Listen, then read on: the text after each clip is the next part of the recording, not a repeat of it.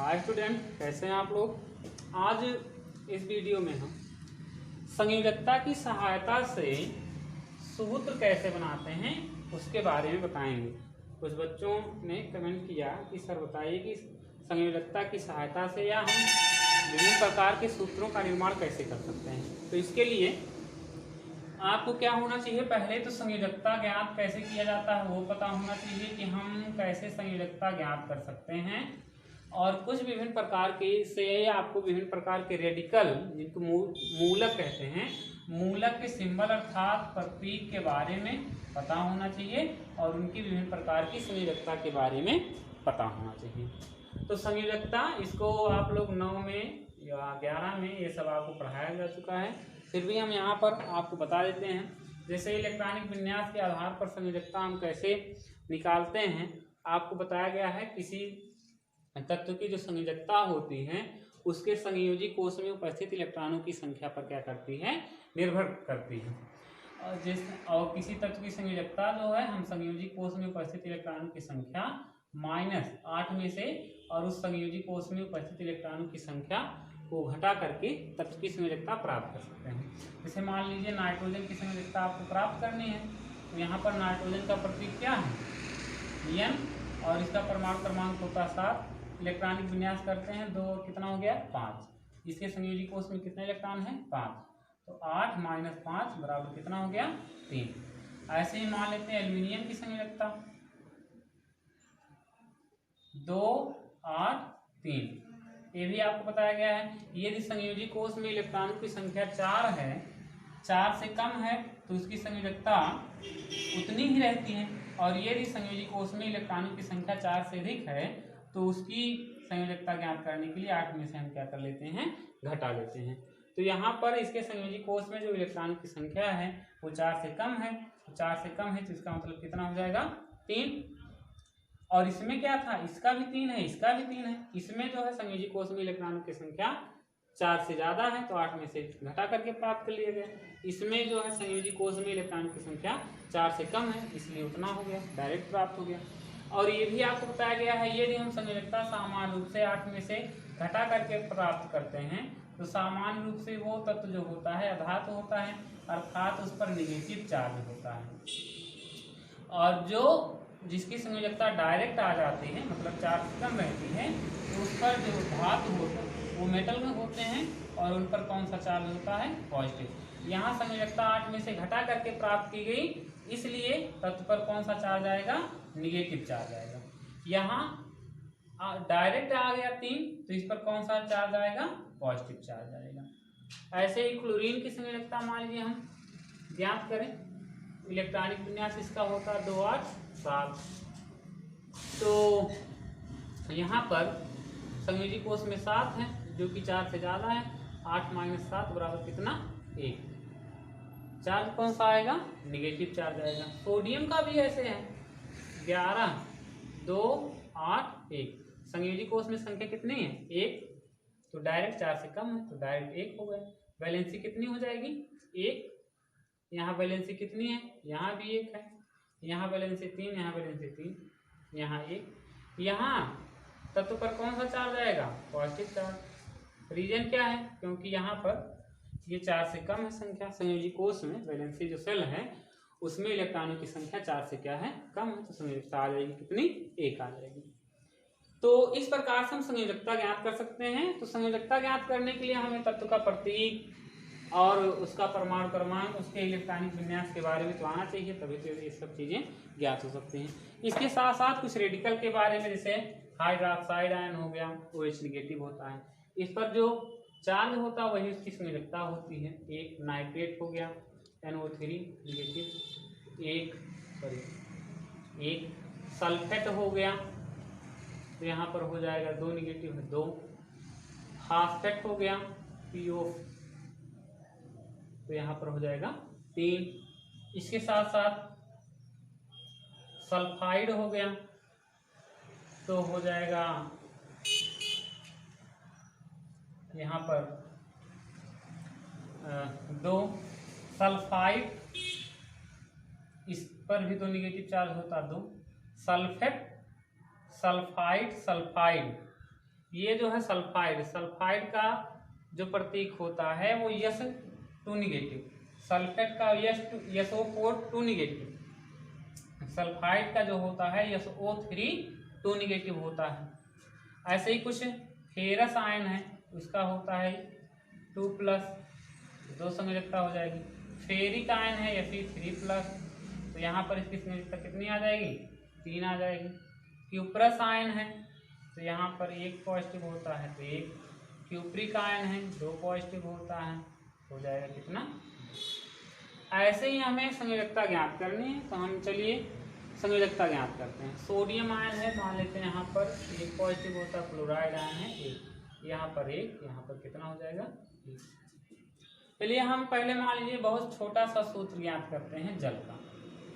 H2O कैसे बना होगा, तो H2O में कौन कौन सा तत्व है, हाइड्रोजन है, ऑक्सीजन है। चलिए हम पहले जो है हाइड्रोजन लिखते हैं, और हाइड्रोजन की जो संयोजकता, हाइड्रोजन 1 होता है परमाणु क्रमांक इलेक्ट्रॉन विन्यास, संयोजकता कितनी हो जाएगी 1। इसके बाद है ऑक्सीजन, ऑक्सीजन का परमाणु क्रमांक 8, इलेक्ट्रॉनिक विन्यास 2, और कितना हो जाएगा 6। इसके वैलेंसी सेल में 6 इलेक्ट्रॉन है जो कि 4 से ज़्यादा है, तो 8 - 6 बराबर कितनी हो जाएगी 2, तो यहाँ पर 2। इसके बाद इसको क्रॉस मल्टीप्लाई कर दीजिए, यहाँ इसका इससे क्या कर दीजिए, गुणा कर दीजिए, तो हो जाएगा H2O1, तो O1 हो गया। बट ऐसा होता है कि 1 लिखा नहीं जाता, जबकि जैसे जल के यहाँ पर कितने अणु हैं, 1 अणु, तो 1H2O, लेकिन ये क्या रहता है, छिपा हुआ रहता है, इसलिए इसको लिखा नहीं जाता। ठीक इसी प्रकार से यहाँ भी लिखे, इसको लिखा नहीं जाता। कितना हो गया। ऐसे ही मान लेते हैं सल्फ्यूरिक अम्ल का सूत्र क्या है, सल्फ्यूरिक अम्ल या हाइड्रोजन सल्फेट इसको कहते हैं, हाइड्रोजन सल्फेट।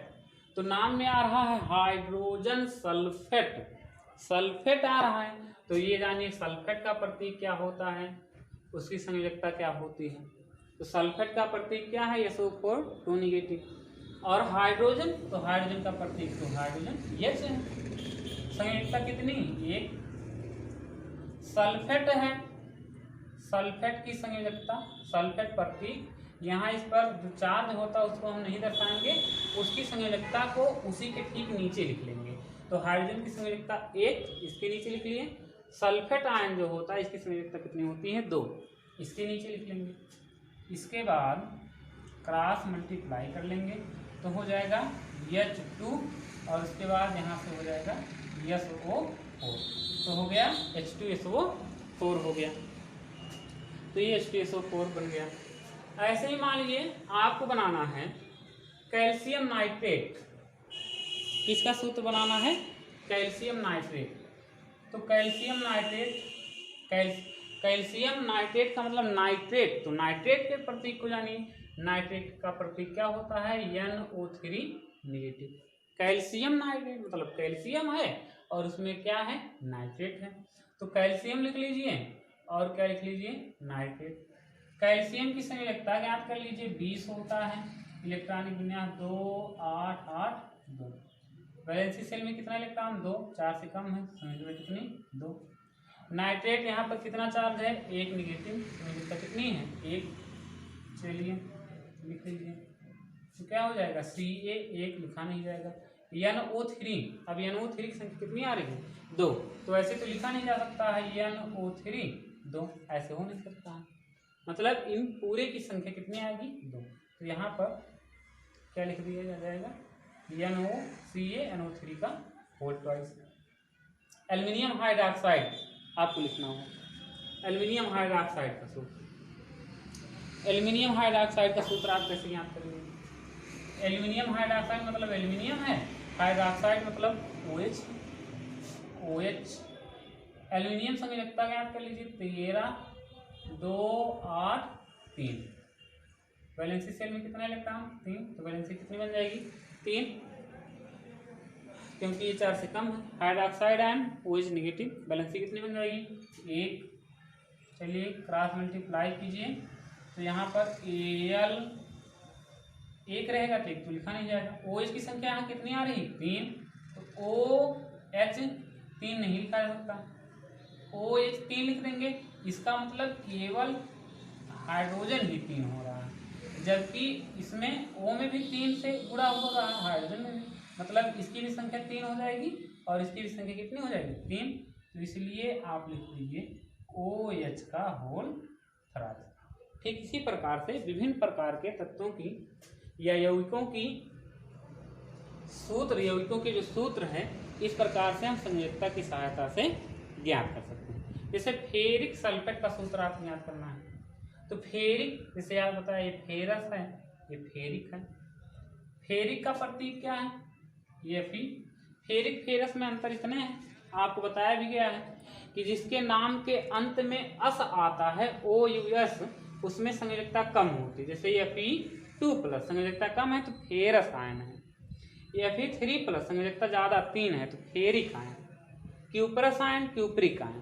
तो इसी प्रकार जिसमें संयोजकता धातुओं में कम रहती है तो उसके नाम के अंत में अस, और जिसमें जो है संयोजकता अधिक होती है उसके नाम के अंत में इक का उपयोग होता है।